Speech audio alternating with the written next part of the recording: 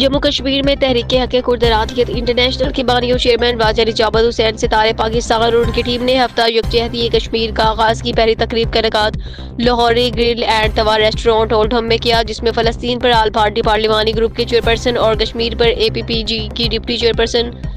DB ابراہیم MP اور lord شفق محمد کی خصوصی شرکت۔ رپورٹ کر رہے ہیں عارف چوہدری۔ ہفتہ سالیڈارٹی کشمیر کا آغاز اولڈہم سے کیا ہے، جہاں member parliament Debbie Abrahams, member House of Lords Shafaq Mohammad اور 1 درجن کے قریب میئرز، کونسلرز اور 60 سے زائد کشمیری اور پاکستانی مندوبین نے شرکت کر کے مقبوضہ کشمیر کے عوام کے ساتھ یکجہتی کا اظہار کیا اور اس عزم کا اظہار کیا ہے کہ ہم ریاست جموں و کشمیر کی مکمل آزادی اور اس کے پاکستان سے الحاق تک اپنی جدوجہد جاری رکھیں گے۔ So it's been fantastic to be here in Oldham with Raja Najmat Saab to show solidarity for Kashmiri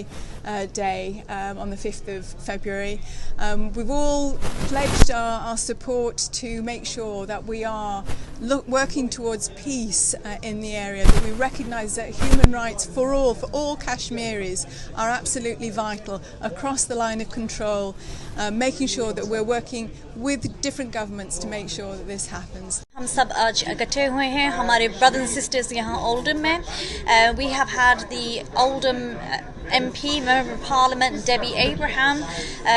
attend and speak vocally about our Kashmiri brothers and sisters. My one message is our younger generation, our 2nd, 3rd, 4th and 5th generation in the UK who have so much talent need to develop the passion and the love and the activism for our young people, for our Kashmiri brothers and sisters. It's really important that, in the run-up to Kashmir Day, that we always champion human rights, regardless of where in the world they are. It's really important, given how the world is changing, with a lot of governments being very intolerant,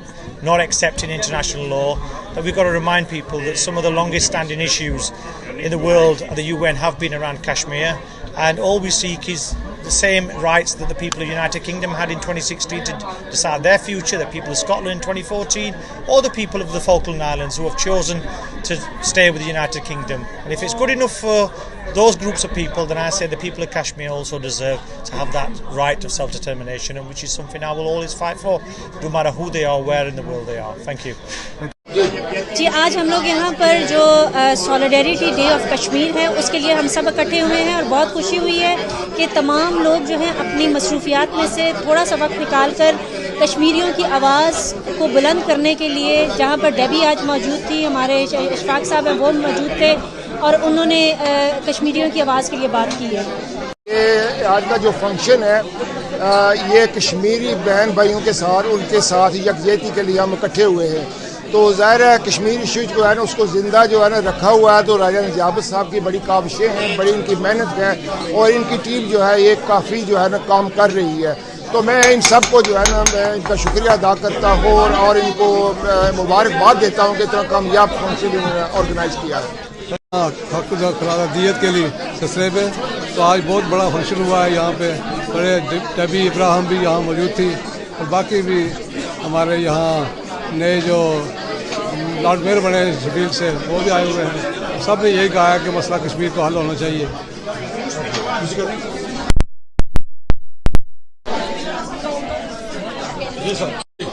آج ہم سب لوگ اکٹھے ہوئے ہیں، یہ Kashmir سولیڈارٹی day ہے، ہم لوگ اپنے بہن بھائی جو جموں کشمیر میں ان کی آواز بلند کریں، وہاں جو ظلم ستم ہو رہا ہے اس کے ایک اینڈ ملے، ہم اپنی گورنمنٹس کو لابی کریں کہ ہماری کشمیریوں کی بات سنیں اور کچھ اس کا مسئلہ کا حل کریں۔